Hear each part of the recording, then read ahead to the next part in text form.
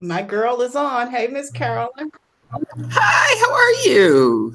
Good to see you again. Good to see you. I am sitting here and I'm like, yeah, we're gonna do it again.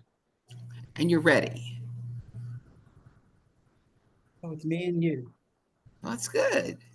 Yeah. And I have to get through this recording this time too. So I'm excited. I'm like, okay, how you doing? I'm doing great. I am being encouraged by lots of good thoughts, and so it's all good. Okay. All So it's good. so hopefully going through this again tonight, and I'll go through it a lot slower than I did last time. Hopefully, maybe it'll trigger some additional thoughts for you. Well, it's interesting because one of the things that's come to me is I really want to get in front of high school students, but not necessarily all day teaching them. And so Right. what I want to share is different than maybe teaching is. So I'm putting together some ideas to go present to some people about, let me come in and just do this piece, not, some teacher can't be there. Let me know a month in advance that on this day at 2 o'clock, because that whole thing about being somewhere at 8:30 in the morning is scary to me because I'm not Right. up at 8:30. I'm just like, I'm not up. And what I Right. want to share is very personal and historical. And so I've been giving that a lot of thought, and I've gotten a little bit excited about it, which makes me believe I'm on a closer track. Well, and I think that's awesome because your family was in, your parents were educators, right? That's right. That's right. Pioneer educators. And my Yeah. sister, yeah, and my sister and I were the tender 6 and 7-year-old soldiers walking into a white school to integrate it in 1957. And so the stories are there are things that my children don't even understand. In fact, they tease me and they'll say, "Do not tell that story again." I'm thinking, no, you have to keep telling it because you can't forget that we're not that far away from what I'm telling you. Right. It's just because your experience was different. A generation earlier, it was very, very different. So anyway, it's all And good. How about you? How are you doing? I'm good. I've had a busy day and I'm really good. But here's what I decided to do. You and the other woman, I think her name was Gina, inspired me to do something because what I was going to do after the end of instead of doing the boot camp that I was going to do, I think I'm going to do a 12-week program virtual for women in midlife transition because that's my niche. Oh, That's my niche. So as I was thinking, as I got off the call last, what day was that? Thursday, whatever day, some things entered my mind that I had been thinking about, but really hadn't followed through on. So as I thought about it, I'm like, okay, God, so things happen for a reason. So let's just breathe and see and figure it out. And one of the reasons I'm doing three webinars is master classes is because I don't have a large emailing following. So he's like, the little boy said, just take your time and mhm, everything will mhm, work out. And then I mhm, started thinking, instead of doing this online course, why don't you write a 12-week virtual program for women in midlife transition and above? So that's what I'm mhm, going to do instead. So that was very encouraging. So I said, well, okay, I'll come back on today. I'll do it. And the most important thing I'm going to do, we're going to record this and we're going to send it out. So I had like 40 something people sign up. But whether they come on or not, it's fine because they're going to get the recording. Whether they listen to it or not, mhm, that's fine. mhm, I'm going mm, to continue because I was reminded that was the whole purpose of doing this is to build that email list and to just keep going. So I was mhm. really encouraged and felt good after I beat myself up for a minute. But when I got off the call, the little voice said, you know, it happened for a reason, and you just keep going down the line. So I'm good. Mhm. So when It's you so emailed me, interesting said, do you because, mind if I come on? I'm like, please come on. yeah, I so often have to tell myself when I'm beating myself up, God's plan has always been better than mine, even Yes. when I don't see it. Even when, I mean, it's like Right. I'm saying, well, you know what my plan is? How come you're not making my plan work? Because I got a plan, and, blah, blah, blah. And then I keep saying that, his plan is so much better. And when Yeah. when I'm reminded of that and can be still and follow that, then things are much better. Right. And things happen for a reason. I've been doing this. It's funny. I found some old pictures. I've been doing this since 2012. uh, 15, I think. And I'm just going to continue to do it. And I know God's got my back, so I'm good. I'm really good. And Mhm. it took me a minute when I got off the call the other day, but as I sat and just listened to my inner spirit and my voice, I was good. I'm good. Mhm. Mhm. So with that, you and I are just going to go ahead and get started because I'm going to go through this presentation Okay. so I can send it to Angel and we're going to send it out. And if others join us, fine. If not, I'm going to still do the second one the next time and the third. But I'm That's learning to focus more on my niche and maybe not be so broad, but we'll see. okay. All Okay. right. So, with that being said, we are going to get started so I don't keep you too long. But welcome to my first masterclass. I'm really excited to be able to bring this to you. And I'm definitely excited because you are able to join me. So, thank you so very much. I truly do appreciate you. And again, welcome. The masterclass is Navigating Life Stages, Your Roadmap to Personal Growth.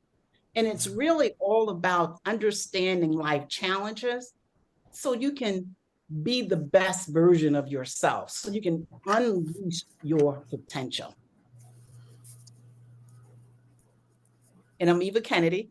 Hello, hello, hello. Again, thank you so much for joining me. I started this journey um, when I left my corporate job back in 2006. I gave myself permission to take some time off and I started seeking my purpose. I jog the lakefront and I pray and I ask God, what is my purpose in life? After leaving my corporate job and being diagnosed with breast cancer and having a reoccurrence within 5 years, I knew there was more to my life. I didn't know what that looked like, but I started praying.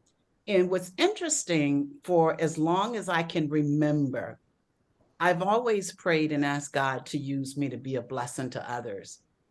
So I just prayed and just asked him to show me my purpose. And to make a long story short, one of the things that I did, I set myself down and I identified, prioritized, and defined my top 5 values. And I knew that would be my roadmap to moving forward because I felt stuck. And I was led to coaching. And that was the beginning of my journey of transformation, of self discovery, and the journey that I'm on now, because I didn't set out to be a coach, but I was led to coaching. And as a result of that, I realized that my purpose is to help women specifically pursue their desired lives fearlessly because I was stuck. I know what it feels like to want more. I know what it feels like to have that fire in your belly for more, but you need help to take the next step. So that's my journey. And again, I am excited that you're here with me tonight. And again, thank you so much. So, tonight we're going to talk about personal growth and understanding the stages of life. There are various stages of life that we go through. And understanding and being aware of the various stages will help you on your journey of personal growth and development. So, here's what I'm going to cover: the concept of life as a journey. Life is a process of evolution. We all go through the different stages of life. And again, there are challenges and opportunities for growth at each stage. So tonight I'm going to cover the 4 stages of life, unique challenges and strategies for growth. Then we'll have a Q&A. And hopefully, if you did not have the opportunity to download the workbook, please do, because you can use that for self-reflection. So, as I stated earlier, life is a remarkable journey with different stages and each offering challenges and opportunities for growth. And I think that's a great way to look at life. It's a incredible journey. We get one shot at it, right? So if you think about it from that perspective, Mhm. then you are more apt to embrace the challenges because you're looking at the challenges as opportunities for growth, opportunities to take me to that next stage or that next level in life. So, here are the 4 stages we'll be discussing: the young adult transition, making commitments, midlife transition, and leaving a legacy. Now, I encourage you as I go through the different stages to personalize it. Think about your own life and where you are in life, or think about some of the stages that maybe you've already passed through, and you can recognize some of the key issues and challenges as I go through the different stages. So let's begin with young adult transition. Now, I like to refer to this stage as independence. This stage involves leaving adolescence and entering adulthood. Now, some of the key issues are uncertainty, self-discovery, and important life choices. This is the stage where you just graduated from college, or maybe you moved into your own apartment, and you're starting to develop the structure for your life. You are building your life, your structure, and you're making decisions and choices. So you are discovering who you are. So you're making decisions and choices based on this person that I like to refer to as newfound freedom, because it's that independence. Remember, you are building your structure here, taking responsibility for your life. And that comes with uncertainty, right? So some of the strategies to navigate this stage is setting clear goals and aspirations, and building self-confidence and understanding your identity. Now, the building self-confidence at this stage can be challenging, again, because you, for the first time, you are taking responsibility for your life. So some of the strategies for building self-confidence involve just facing your fears, realizing that you are at this stage and facing your fears, but surrounding yourself with positive people as well, positive self-talk, and visualizing what success looks like for you, and making thoughtful choices and commitments. So that's young adult transition. I call it the independent stage. It's the first time you're on your own, you're building your own structure, you're excited, but still you're uncertain. But you're focusing on building a life for yourself. So let's move on to the next stage, which is making commitments. Now, I like to refer to this stage as the grind.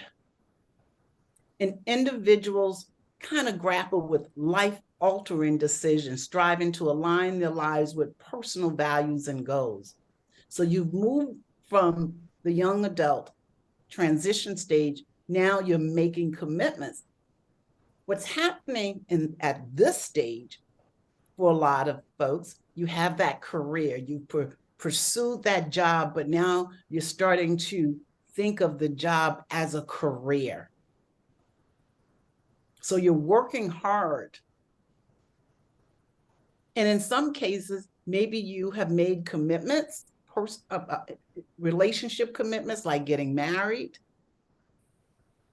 So it's the grind. You're establishing relationships, getting established in the community. And again, you're trying to balance that personal and professional life. So you're striving to align with your personal values and goals. Those are some of the key issues. It's the grind. In some cases, you're trying to be all things to all people. So here's some strategies: continual self-reflection and refining your goals, And here's the key right here: nurturing fulfilling relationships. That is so key. Remember, I said it's the grind. You're at that point. You're trying to be all things, right? Personal and professionally. So here's where nurturing fulfilling relationships and balancing personal and professional life, understanding what's important to you and making decisions and choices based on what's important to you. The next phase, the third stage, midlife transition. Now, this is one that's a personal and dear to my heart, okay? This profound transformative period often involves reevaluating and reassessing life's purpose, passion, and commitment. This is the stage now, right? We've gone from young adult to making a commitment. You've been working hard, young adult, you got that first job, you started building your own structure, you moved out of your parents' house, you're on your own, maybe you finished college, and then you went and you pursued that job. Now all of a sudden it's a career, so you're grinding. And now midlife, all of a sudden, you start to think about the place that I am right now. Is that the place I want to be? Is this the place I want to be? So you start reevaluating your life and reassessing. You start thinking about, am I being my authentic self? Am I really doing what I want to do? Have I allowed other people to influence my life to the point, am I being my authentic self? So this is why I said this profound transformative period, is when you really start to think about your life differently. You start to think about yourself, not what society thinks you should be, or your family or your friends. But this is where you really start to reflect on authenticity. Mm-hmm. And some of the strategies for midlife transition involve self-discovery and acceptance. Now, this was the stage where I started seeking my life purpose. And in order for me to do that, I had to do some deep soul searching and analysis. Because what I realized for me, I grew up masking my emotions. And as a result, I lost myself. So this was a very trying time. But one of the strategies is self-discovery, and be willing and honest with yourself to pursue authenticity and setting new meaningful goals and deepening relationships and connections. Because if you are truly going through a period of midlife transition, and it's different for everyone. So I'm not saying everyone is going to go through, but for some folks, it's total transformation, like totally different mindset, totally different beliefs, right? Totally different values. So this one here is so profound. But again, this is where you really start to focus on your own life and what's best for you and start making decisions and choices based on what's best for you. Again, not what society dictated or family or friends or whatever. This is where you start to also address your beliefs, especially limited beliefs. And the final stage is leaving a legacy. Now, I love this stage because my word for this stage is acceptance. So you're beyond material achievements, and it's about making lasting positive impact on others in the community. So the key issues, it's really about making a positive impact. But this is the stage where now you can say you've done the work, right? You've lived, you've embraced who you are. And it's about accepting your strengths and your weaknesses. It's about getting to the point where you no longer feel you have to improve, no longer have to prove anything to anybody, but it's about being true to yourself and defining how you want to be remembered. So it's a powerful place to be. And some of the strategies for leaving a legacy, right, is to identify your legacy goals. But my thing is identify your legacy goals and live those goals, right? Just don't identify them and say, well, this is what I want to happen. Live those goals. And focusing on contributions and positive influence, but also cultivating rewarding relationships. But really, it's about embracing acceptance. It's a great place to be. So those are the 4 stages. So to sum it up, here's the thing. Personal growth is an ongoing journey. Like I said, life is a process of evolution. We grow, we evolve. So we've covered the stages and strategies. Now you get the opportunity to ask questions. I went through it rather fast, but I did want to provide you with enough information so as you go through your workbook, right, you can do some self-reflection and think about where you are on your journey as it relates to the stages, and how can you use this information so that you will be empowered to make decisions and choices, to make whatever changes you want to or need to make so that you can pursue your desired life. And with that, I am going to stop screen sharing and whatever questions you may have, open it up for Q&A.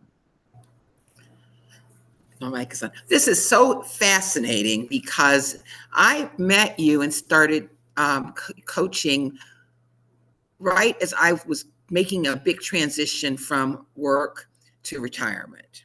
Mm-hmm. But when I hear you go through all these stages, I'm not going to be sad, but I realize how differently it all would have looked if I'd had this information at the stages.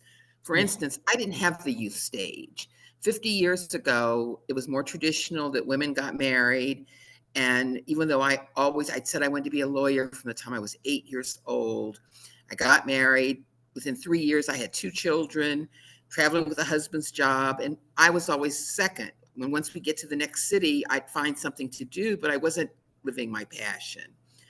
And when I woke up at 40 and my son is on his way to college, I decided law school was what I wanted to do. And that's exactly how you describe the piece of when you want to be authentic. Mm-hmm. And I just took on this very selfish notion that I have to go to law school because that's burning in my soul.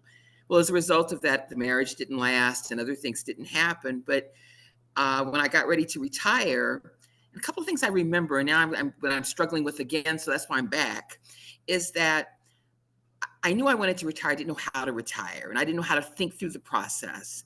And after a few sessions with you, it quickly became obvious that I had all these negative thoughts, because everything you would ask me, I would always start with, well, I don't want this, or I don't want to have that. That's not what I want. And you finally said, when you say this negative language to yourself, you're not attracting positive thoughts. Right. And that's one of the big lessons that has stuck with me. When I hear myself starting with that negative thought now, it's like a brick to the forehead. I immediately flip it. And the other thing was I was really good at adapting. Whatever you threw at me, I could do really well.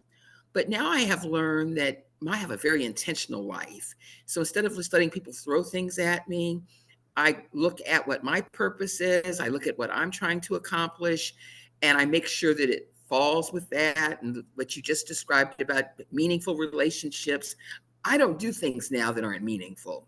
I Right. don't spend times at meetings that I think are not worth my time. But after almost 10 years, I guess about 8 years, 9 years of this living my legacy, and I did it exactly the way I wanted to. I moved too close to be close to my grandkids. I've gotten to spend this front row seat quality time watching them now all the way to high school. And now I'm feeling restless again.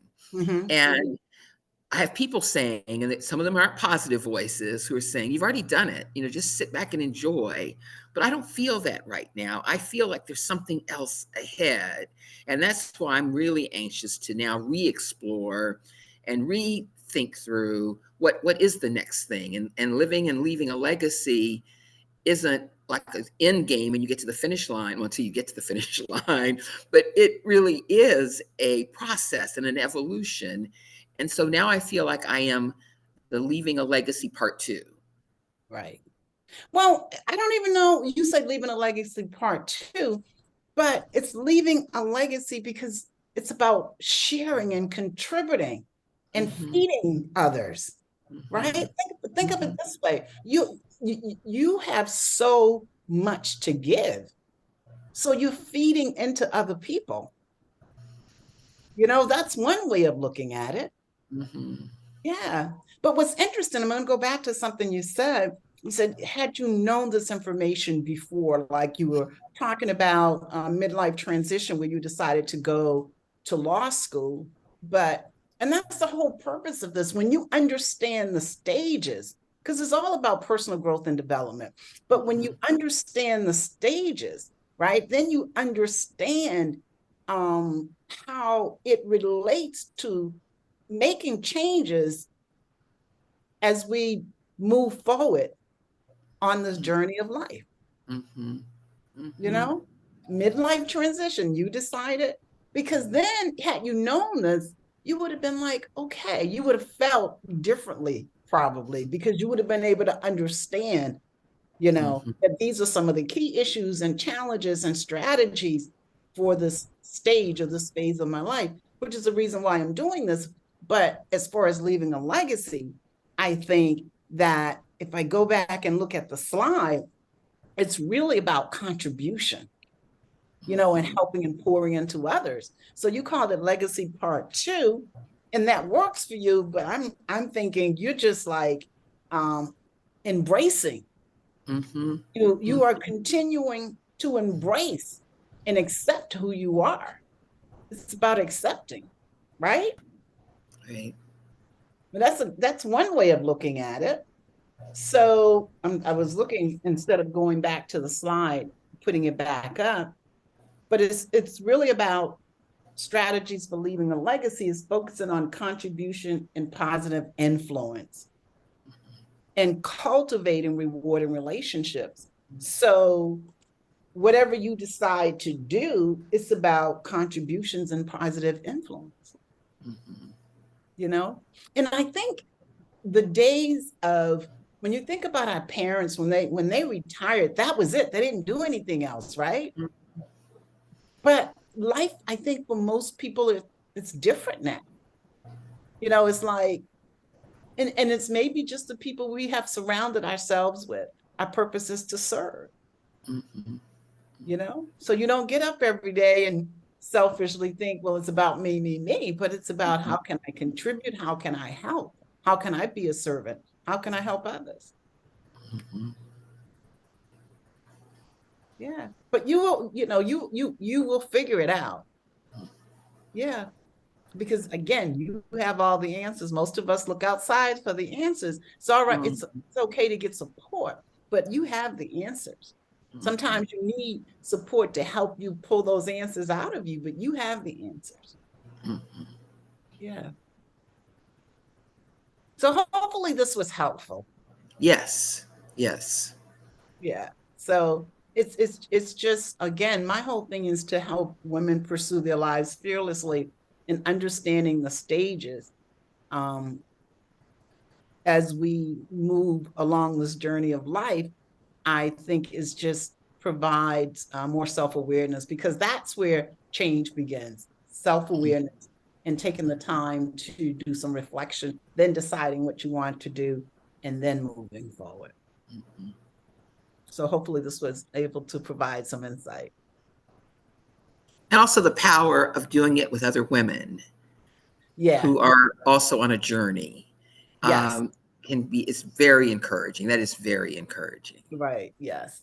So I'm going to, this is a series, and I don't think I said this up front. This is a series of master classes, and it's all about navigating, it's about really empowering um, individuals to live their full potential. So this was the first one. The next one will be on November 13th, and the third one will be on December 13th. So hopefully you will come back to the next one and then the next one. And you're right, being with women who are also seeking growth and development and self-discovery is very, very powerful because you can learn from each other. Mm-hmm. Yeah. Okay. Any other comments or questions? Well, I'm glad to be back on, pursuing the, I won't call it part two, the continuing journey of my legacy. There you go. And you have so much to offer and so much to give too. So, but, and I thank you. See, I've learned something from you tonight. So I thank you for allowing me to be part of your journey. Thank you so much for joining me. And hopefully you will be back for the next one. Okay. So if you don't have any other questions or comments, I am going to let you go. Thank you. I appreciate you. Take care. All right. Bye.